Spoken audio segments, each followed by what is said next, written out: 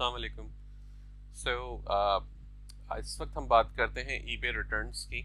और चूंकि as a seller आपको ईबे पर रिटर्न्स एक्सेप्ट करनी पड़ती हैं। बहुत सारे डिफरेंसेस इसमें आते हैं, काफ़ी सारे प्रॉस एंड कॉन्स इसमें शामिल होते हैं जो कि आपको समझने ज़रूरी हैं एज अ न्यू सेलर। और अगर आप एग्जिस्टिंग सेलर हैं या एक्सपीरियंस होल्डर हैं तो डेफिनेटली शायद कुछ ऐसे पॉइंट्स हो जो शायद आपको हेल्प कर सकें। तो एनीवेज, तो रिटर्न पॉलिसी जो हम ऑफ़र करते हैं उमूमन 30 डेज़ ऑफ़र करते हैं। 30 डेज़ मिनिमम इसलिए भी रखी जाती है कि टॉप रेटेड सेलर बनने के लिए आपको मिनिमम 30 डेज़ ऑफ़र करना ज़रूरी है। अगर आप 14 डेज़ ऑफ़र कर रहे हैं तो टॉप रेटेड सेलर की जो एलिजिबिलिटी क्राइटेरिया है फिर आप उसमें नहीं आते। टॉप रेटेड सेलर की और भी एलिजिबिलिटी क्राइटेरियाज हैं, लेकिन ये रिटर्न वाला वन ऑफ देम है। ठीक है। तो अब पहली बात तो यह है कि दो तरीके से रिटर्न्स होती हैं। या तो एक रिटर्न के अंदर कोई ऐसा रीज़न हो जिसमें सेलर का फॉल्ट हो या सेलर की रिस्पॉन्सिबिलिटी हो, जिसमें या तो आइटम गलत गया है, आइटम डिफेक्टिव है या आइटम डैमेज्ड है। ठीक है। या कोई कलर के गलत से मुराद ये है कि कोई कलर चेंज हो गया है, आपने कलर एक्चुअली कस्टमर ने परचेज किया सिल्वर और आपने ब्लैक भिजवा दिया है, या आपके सप्लायर ने ब्लैक भिजवा दिया है। तो एंड ऑफ द डे ये रिस्पॉन्सिबिलिटी आपकी हो जाती है एज अ सेलर कि आप उसको रिटर्न एक्सेप्ट भी करेंगे और फुल रिफंड भी ऑफर करेंगे। और रिटर्न शिपिंग और जो पहले जाने की शिपिंग थी और रिटर्न शिपिंग थी वो सारी शिपिंग की फीस भी एज अ सेलर आप पे करेंगे। ठीक है। तो ये आपकी रिस्पॉन्सिबिलिटी में आ जाता है। दूसरा, इसके अंदर एक रीज़न और भी होता है जो कि बायर कहता है you change I changed my mind. तो अब चेंज माई माइंड का एक रीज़न है, या नो लॉन्गर नीडेड है, या डजंट फिट का एक रीज़न आता है। डज नॉट फिट का मतलब यह है कि जी वो साइज़ जो है वो फिट नहीं हुआ। अब साइज़ फिट नहीं हुआ किसी भी वजह से तो उसकी जिम्मेदारी बायर पे इसलिए चली जाती है कि बायर को चेक करना चाहिए था लिस्टिंग के अंदर और अपनी आइटम को प्रॉपरली, और या तो सेलर से उसे पूछना चाहिए था पहले, लेकिन उससे नहीं पूछा या नहीं पहले वो किया, तो अब रिस्पॉन्सिबिलिटी जो है वो बायर की है। तो नो लॉन्गर नीडेड या चेंज माइंड और इस तरह के जो रीजंस हैं इसे हम बायर रिमोर्स कहते हैं। ईबे भी इसे बायर रिमोर्स कहता है। और बायर रिमोर्स के सिचुएशन में जब ये बात आ जाती है तो फिर सेलर जो है उसके ऊपर ये रिस्पॉन्सिबिलिटी नहीं होती कि वो रिटर्न शिपिंग पे करे। सेलर के ऊपर रिस्पॉन्सिबिलिटी ये लाजमी है कि वो रिटर्न एक्सेप्ट करे, लेकिन रीस्टॉकिंग फीस जो है वो चार्ज कर सकता है, रिटर्न शिपिंग फीस जो है वो चार्ज कर सकता है। बायर आपसे ज़बरदस्ती उस सूरत में नहीं कर सकता। रीस्टॉकिंग फीस वो होती है कि जो हम सिंपली कस्टमर पहले से बता देते हैं कि जी जब ये हम आइटम वापस एक्सेप्ट करेंगे और शेल्फ में रखेंगे तो हम उसकी एक रीस्टॉकिंग फीस चार्ज करेंगे, जो कि मैक्सिमम 20% हो सकती है। 10%, 15%, सॉरी 10%, 15% और 20%, ये आप मैक्सिमम रीस्टॉकिंग फीस ईबे पर चार्ज कर सकते हैं। इससे ज़्यादा आप चार्ज नहीं कर सकते। तो अब आपने ये देखना होता है कि जब बायर रिटर्न ओपन कर रहा है तो उसका रीज़न उसने क्या सेलेक्ट कर रखा है। रीज़न जो है वो बहुत इंपॉर्टेंट है। तो इस सूरत में क्या होगा कि आप उसके बिहाफ पर आप जो है वो उसे कर पाएंगे कि कैसे आपने इसको आगे लेके चलना है। फॉर एग्जांपल, अगर डजंट फिट का एरर है या चेंज माय माइंड का एरर है तो एटलीस्ट आप इससे रिटर्न शिपिंग फीस चार्ज कर सकते हैं या रीस्टॉकिंग फीस चार्ज कर सकते हैं। तो कि जो कि आपको फ़ायदा ये देता है कि अल्टीमेटली जब आप रिटर्न एक्सेप्ट कर भी लेते हैं तो बाज़ औक़ात रिटर्न एक्सेप्ट करते वक्त आपको ज़्यादा फ़ायदा हो जाता है comparing to what you made as a profit on this sale. तो अगर फॉर एग्जांपल बाज़ औक़ात कोई आइटम है $50 की है, आपने बेची, आपने प्रॉफिट उसके ऊपर कंपटीशन की वजह से शायद $3 ही बनाया था। ठीक है। लेकिन बायर ने रिटर्न की, अपने बायर रिमोर्स के रीज़न के बिहाफ पे रिटर्न कर दी उस आइटम को कि जी मैंने आई चेंज माई माइंड। अब उसमें आपने रिटर्न शिपिंग चार्ज कर ली या फिर आपने रिटर्न शिपिंग चार्ज ना की, आपने सिंपली 20% रीस्टॉकिंग फी चार्ज कर ली। तो 20% रीस्टॉकिंग फी आपसे अमेजोन या वेयर हाउस सॉरी सप्लायर जो है वो चार्ज नहीं कर रहा restocking fee. For example Walmart और अमेजोन वगैरह चार्ज नहीं करते रीस्टॉकिंग फी आपसे। तो इस सिचुएशन के अंदर आप जो है वो 20% रीस्टॉकिंग फी का मतलब हो गया $50 की आइटम थी तो आपको $10 जो है वो वहाँ पर प्योर प्रॉफिट आपको मिल गया। अब उसमें ईबे की फीस शामिल होगी, लेकिन वो वही $1-1.5 जो के करीब होगी। बाकी एटलीस्ट आप 8-8.5 आपने वहाँ पर प्रॉफिट बना लिया। तो ये ज़्यादा आपको प्रॉफिट दे जाता है comparing to the original sale sometimes. ठीक ठीक है, ऐसा हर दफ़ा नहीं होता, समटाइम्स। तो ये एक इसमें सिचुएशन है। तो पहले तो हम ये देख लेते हैं कि हमने ईबे पर रिटर्न पॉलिसी कैसे बनानी है या कैसे इसको अपडेट करना है।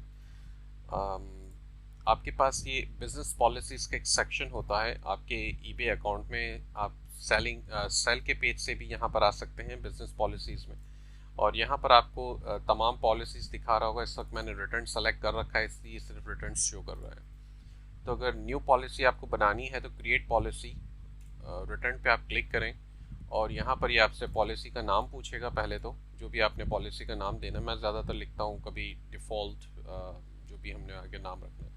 और डिफ़ॉल्ट अगर सेट एज डिफ़ॉल्ट आपने चेक लगा दिया है तो फिर कोई भी लिस्टिंग जब आप बना रहे होंगे उसमें यही policy, return policy by default select हो जाएगी।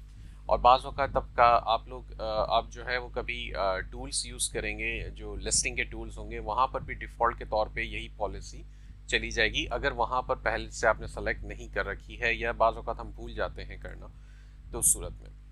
ठीक है, डिस्क्रिप्शन सेल्फ एक्सप्लेनेटरी है, आपके अपने रेफरेंस के लिए है। ये पॉलिसी नेम और डिस्क्रिप्शन ये बायर को नज़र नहीं आता कुछ भी, ये सिर्फ आपके अपने लिए है। अच्छा, अब यहाँ पे डोमेस्टिक रिटर्न्स एक्सेप्टेड आपने लिखा है, सेलेक्ट कर लिया आपने। कितने दिन आपने देना है, 14, 30 या 60 डेज, मैक्सिमम 60 डेज तक आप जा सकते हैं। अब return shipping will be paid by buyer. अब यहाँ हमने बायर सेलेक्ट कर रखा है, लेकिन ये बायर सेलेक्ट करने का मतलब यही है कि उसी वक्त बायर पे करेगा जब बायर रिमोर्स है। अगर ये डैमेज डिफेक्टिव आइटम में गया है तो फिर वो बायर पे नहीं करेगा, इवन दो आपने यहाँ पे सेलेक्ट कर रखा है। अब आप रिप्लेसमेंट और एक्सचेंज अगर ऑफर करते हैं तो आप उस पर चेक लगा दें, अगर नहीं करते तो ईबे जो है वो बायर को भी और आपको भी यही बेसिकली असम्पशन देगा कि जब आइटम रिटर्न हो जाएगा तो आप रिफंड करेंगे, फिर उसमें एक्सचेंज का ऑप्शन नहीं आता।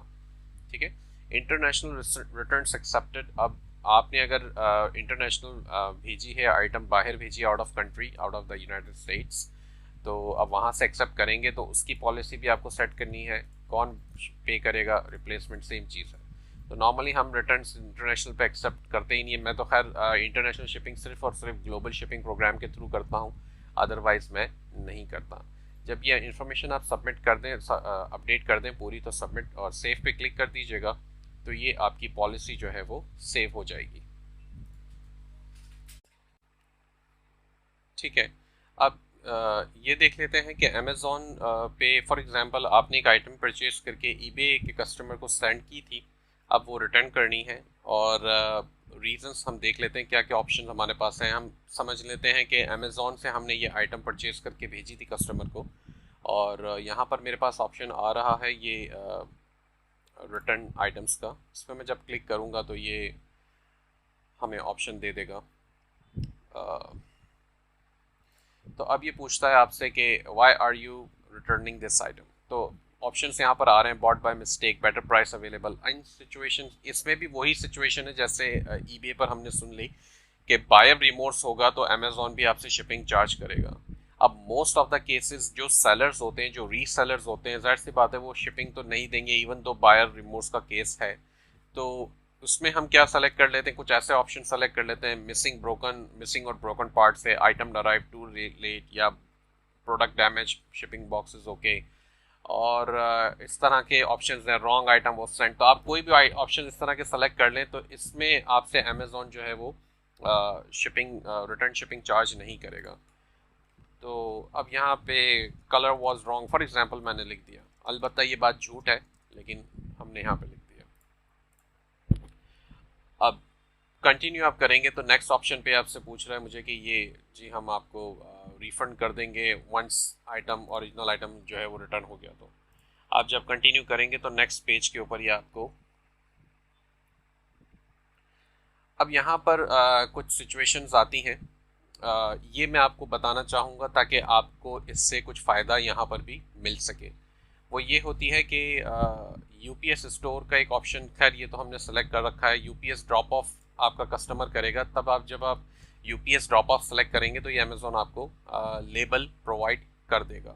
ठीक है, अब ये उस सिचुएशन में आप सेलेक्ट करेंगे जब वाकई में इशू सेलर की तरफ से है, यानी कि आइटम डिफेक्टिव है, डैमेज है, तो ये ऑप्शन आप बिल्कुल सेलेक्ट करेंगे और आपको रिटर्न लेबल मिल जाएगा अमेज़ॉन की तरफ से। वही रिटर्न लेबल आपने अमेज़ॉन ईबे के ऊपर जो है जाके अपने बायर के रिटर्न केस में ओपन कर जो उसने कर रखा है उसमें सिंपली आप ऑथोराइज करेंगे और उसे ये रिटर्न लेबल अपलोड करवा देंगे।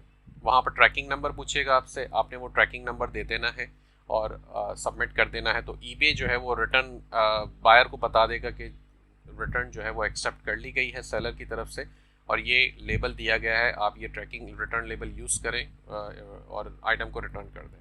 तो ये सिंपल सा प्रोसेस है जो कि हो जाएगा। अब एक और सिचुएशन आती है जब बायर रिमोर्स का केस है। तो बायर ने कहा चेंज माई माइंड या नो लॉन्गर नीडेड या डजंट फिट। इस सिचुएशन में आप बायर को रिटर्न शिपिंग फीस चार्ज कर सकते हैं। अब यहाँ मसला ये है कि ईबे आपको ये अपॉर्चुनिटी नहीं देता कि आप रिटर्न शिपिंग फीस चार्ज करें, क्योंकि ऐसी सिचुएशन में ईबे ऑटोमेटिकली वो रिटर्न अप्रूव कर देता है और आपसे सिर्फ ये कहता है कि अपना आरएमए दें और वो आरएमए आपको इनेबल करना पड़ता है। वो मैं सेटिंग्स आपको बता दूंगा उसकी भी। तो आरएमए दें, आरएमए वही है रिटर्न मर्चेंडाइज ऑथराइजेशन। आप आरएमए दें और एड्रेस कंफर्म करें और ईबे बायर को लेबल खुद देगा। अब इस सिचुएशन में ईबे बायर को लेबल जो देगा वो बायर से डायरेक्ट खुद ही चार्ज करेगा। अब इट डजेंट मैटर कि आइटम कितने की है, वो ईबे जो लेबल दे रहा है वो आइटम के साइज और वेट के हिसाब से जो भी लेबल उनको जनरेट करके देता है और बायर को चार्ज करता है। तो इस सूरत में आपका कोई रिटर्न शिपिंग से फ़ायदा नहीं है, एक्सेप्ट कि आप रीस्टॉकिंग फीस चार्ज कर सकते हैं। तो अगर रीस्टॉकिंग फीस के अलावा भी आपको अगर थोड़ा सा एडिशनल बेनिफिट यहाँ पर चाहिए तो आप क्या करेंगे, आई शिप एंड पे सेलेक्ट कर लेंगे अमेजोन में। अब आई शिप और एंड पे में क्या आता है कि अमेजोन कहता है कि we will refund up to $3.99 in return shipping cost. तो यहाँ पर एक अच्छी बात हो जाती है कि अमेजोन आपको आरएमए देता है खुद, वो आरएमए आपको बायर को देना है और अमेजोन आपको $4 जो है वो रिटर्न शिपिंग के देगा, जो कि आपको बायर तो क्योंकि खुद पे कर रहा है ना, क्योंकि लेबल की फीस ईबे चार्ज कर रहा है इसलिए। तो यहाँ पर $4 जो आपको मिल रहे हैं वो रिफंड में अमेजोन की तरफ से मिल रहे हैं, वो आपका एक एडिशनल बेनिफिट है। अब अगेन आइटम कितने की है डजेंट मैटर, अमेजोन आपको अप टू $4 या $3.99 जो है वो पे कर रहा है। तो ये आपको एक अच्छा बेनिफिट यहाँ पर एडिशनल मिल जाता है प्रॉफिट एडअप करने का।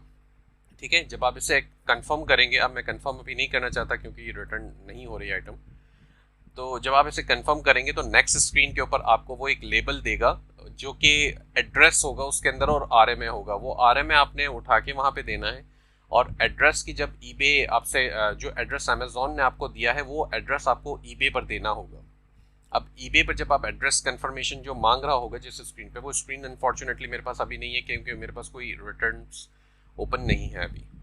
तो जो स्क्रीन सिंपल आपसे एड्रेस पूछ रहा होगा, वहाँ ड्रॉप डाउन आता है, उसमें जो भी आपके एडिशनल एड्रेसेस आ रहे हैं वो सारे उसमें होंगे और उसमें ऑप्शन आ रहा होगा कि ऐड न्यू एड्रेस।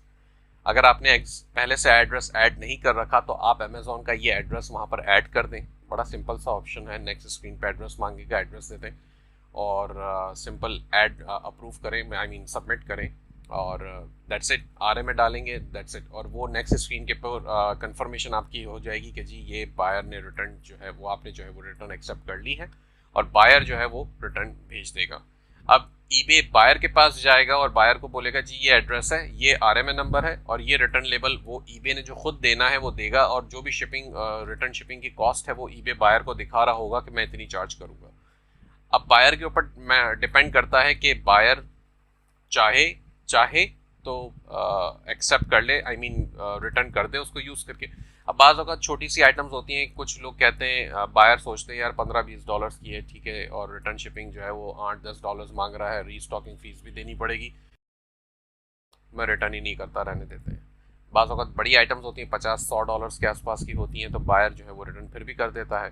तो अल्टीमेटली आपका इसमें नुकसान नहीं है, आपका इसमें बेनिफिट ही है क्योंकि आप रीस्टॉकिंग फ़ीस भी चार्ज कर रहे हैं और यहाँ पे आपको रिटर्न शिपिंग भी मिल रही है। अगर आप रीस्टॉकिंग फ़ीस आपने इनेबल कर रखी है तो, रीस्टॉकिंग फ़ीस अगर आप इनेबल नहीं करते हैं तो आप नहीं चार्ज कर सकते। तो ये लाजमी है कि आपने रिटर्न पॉलिसी जो मैंने पहले समझाई है उसमें आपने रिटर्न शिपिंग के साथ साथ रीस्टॉकिंग फ़ीस भी डिफ़ाइन करनी है।